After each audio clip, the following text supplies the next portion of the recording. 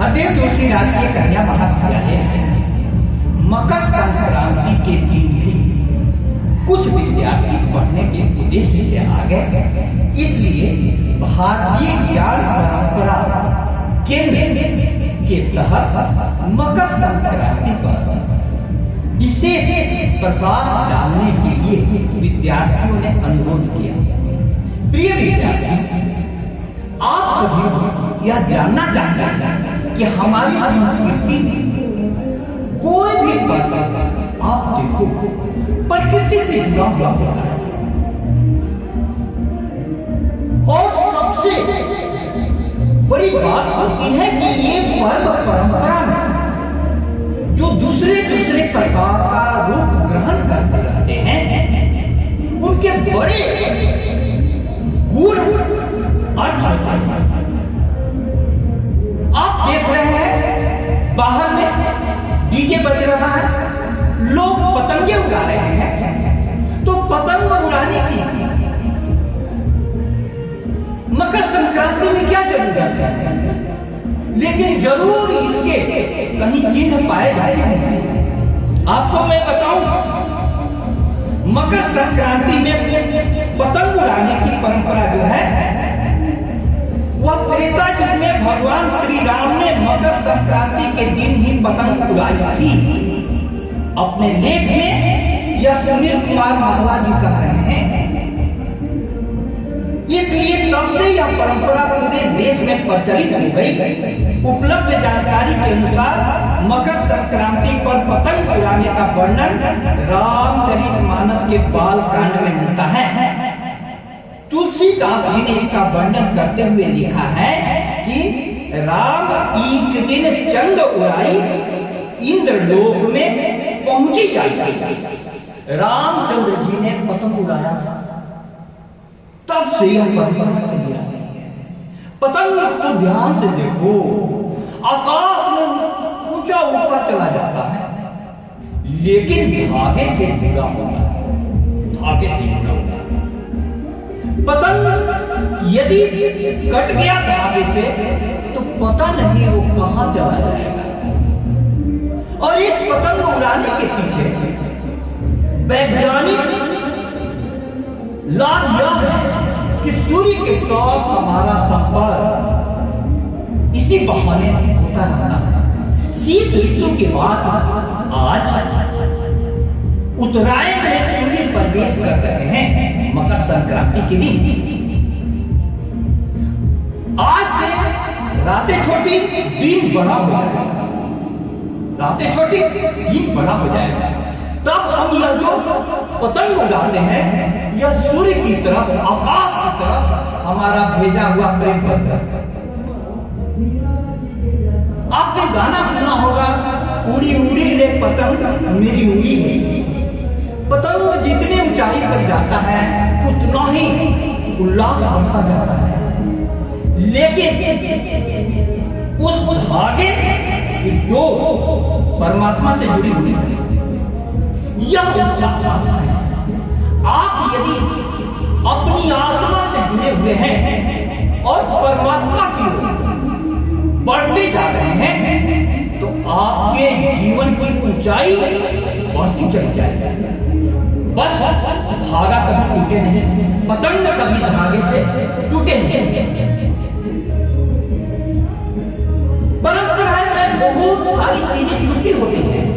आप देखिएगा आज के दिन का महत्व क्या है? यह दान का पर्व। लोग कई प्रकार के दान करते हैं और उस दान के लिए सुबह से ही दरवाजे पर भिक्षु आ रहे, मांगने वाले आ रहे हैं। तिल का दान, गुड़ का दान, ये सब शुभ माना जाता है। लेकिन हमारी संस्कृति भारतीय ज्ञान परंपरा कहती है अन्नदानम महादानम विद्यादानम महतरम अनेन क्षणिका कृते यावत् जीवम तु विद्यया। अन्नदान महादान, किंतु विद्यादान उससे भी बड़ा दान है। क्यों? अन्न से क्षणिक तृप्ति होती है, थोड़ी देर के लिए तृप्ति होती है, लेकिन विद्यादान से जीवन भर करती है। अब देखो, आप सभी यह जानते होंगे कि आज सूर्य उत्तरी गोलार्ध में उत्तरायण में प्रवेश करता है। आज ही के दिन भीष्म पितामह ने अपना प्राण त्यागा था, इसलिए यह मोक्षदायी दिवस है। इस दिन का बहुत महत्व है। आज के बाद शीत ऋतु धीमे धीमे कम होने लगेगी, बसंत का प्रारंभ हो जाएगा, बसंत का प्रारंभ हो जाएगा। और इसके साथ यह फसल का भी पर्व है, फसलों का भी पर्व है। कहीं लोहड़ी के रूप में, कहीं बिहू के रूप में, कहीं पोंगल के रूप में, कहीं खिचड़ी के रूप में, विभिन्न रूपों में मनाया जाता है। मेरे विद्यार्थियों, मैं आपको एक विशेष व्याख्या यह बताना चाहता हूं कि जिस प्रकार से पृथ्वी दो गोलार्धों में बटी हुई है, दक्षिणी गोलार्ध नीचे है, उत्तरी गोलार्ध ऊपर है, उसी प्रकार से हमारा शरीर भी दो भागों में बटा हुआ है।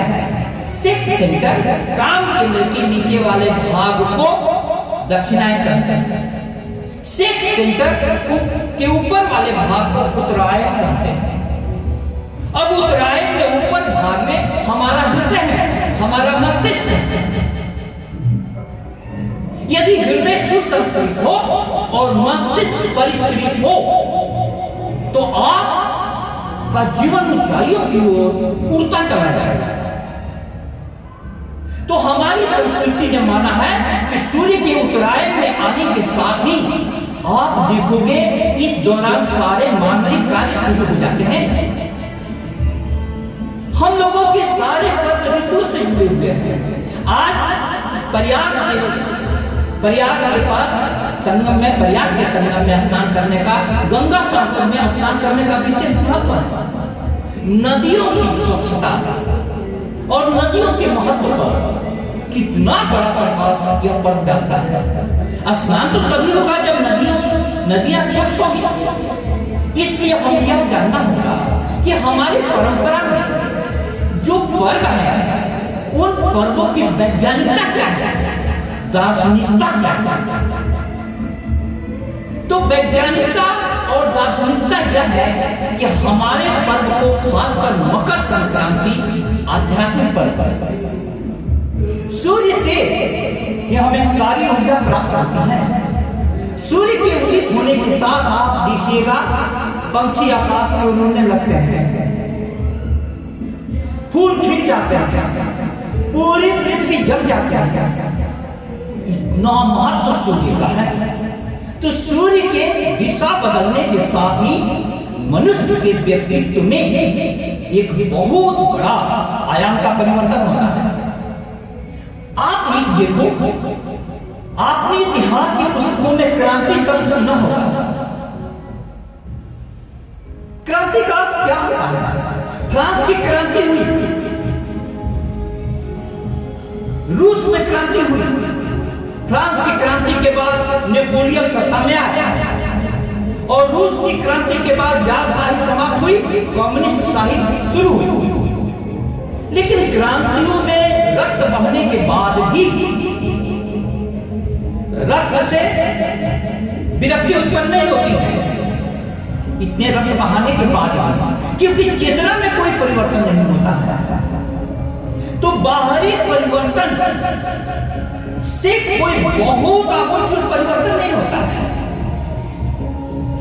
बाहरी परिवर्तन हिंसक होता है, तेज गति से होता है। आप कोई सत्ता में बैठे हुए हैं, उसको आपने क्रांति कर करके सत्ता से पच्युत कर दिया। अभी जेएनजी का आंदोलन हुआ नेपाल में, अभी ईरान में चल रहा है।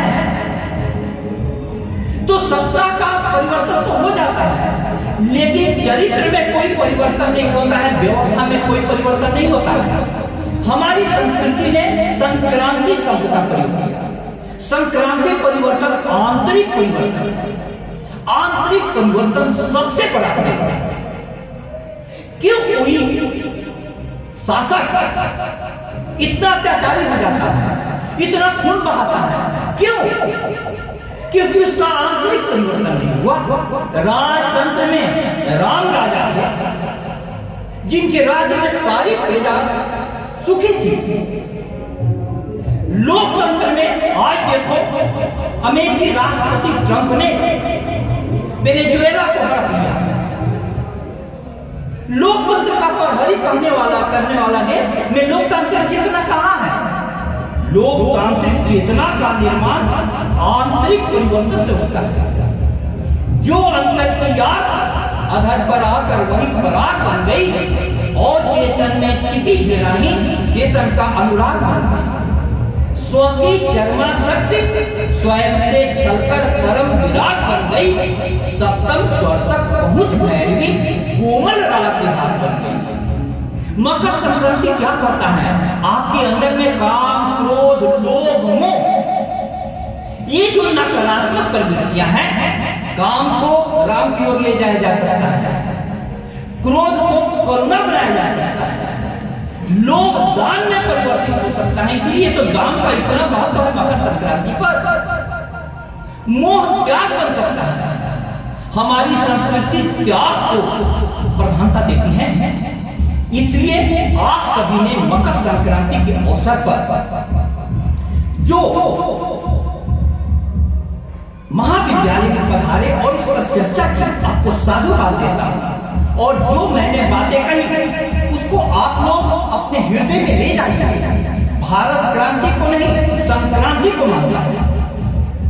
क्रांति बाहरी परिवर्तन है, वो भी कभी कभी जरूरी हो जाता है। पहले राजतंत्र था, अब लोकतंत्र है। लेकिन लोकतंत्र में भी हिटलर पैदा हो गया, तानाशाह। इसका मतलब क्या है? हमारी चेतना में परिवर्तन होना चाहिए। और चेतना में परिवर्तन का मूल सूत्र क्या है? सभी के अंदर में चेतना है। आप में भी वही चेतना है, हम में भी वही चेतना है। इसलिए भारतीय संस्कृति कहती है आत्मवत सर्वभूतेषु यह पश्यति सब पंडिता। अपने समान सबको देखो। हमारा जीवन सूर्य से जुड़ा हुआ है। सूर्य कल यदि बुझ जाए, हमारा जीवन बुझ जाएगा। इसलिए मकर संक्रांति पर्व का विशेष महत्व आध्यात्मिक, सामाजिक, सांस्कृतिक है। और इस प्रकार से हम लोगों को पर्व के बारे में विशेष गहराई से देखने की दृष्टि होनी चाहिए। बहुत बहुत धन्यवाद।